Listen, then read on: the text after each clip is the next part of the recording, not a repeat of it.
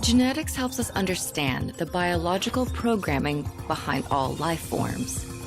But what exactly is the science of genetics? And what does its future hold? Genetics is the study of heredity, the expression of traits and how they are passed from generation to generation. For thousands of years, humans have observed this inheritance of traits and implemented their knowledge to breed and domesticate plants and animals. However, the science behind inheritance was only starting to be understood in the mid-19th century.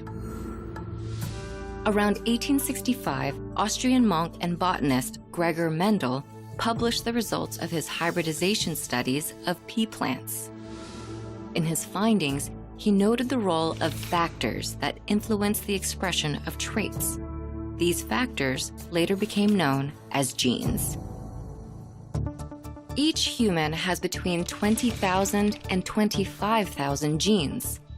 This collection, called a genome, determines a person's traits by influencing factors on a cellular level. Genetic information is stored in every cell's nucleus. Structures called chromosomes carry this information in the form of deoxyribonucleic acid, or DNA. DNA is a double helix of nucleotides, chemical compounds composed of sugar and phosphate molecules, along with the bases thymine, adenine, guanine, and cytosine.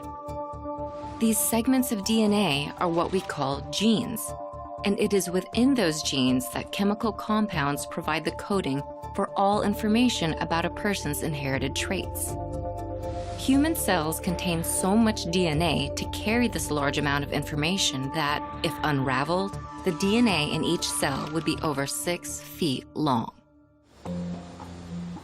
At the turn of the 21st century, an international effort to decode human DNA was launched. Called the Human Genome Project, it ended up identifying about 99% of the entire human genetic sequence. A revolution in medical science whose implications far surpass even the discovery of antibiotics. Discoveries in genetics research have unearthed tremendous opportunities in medicine, such as genetic testing and the manipulation of genes.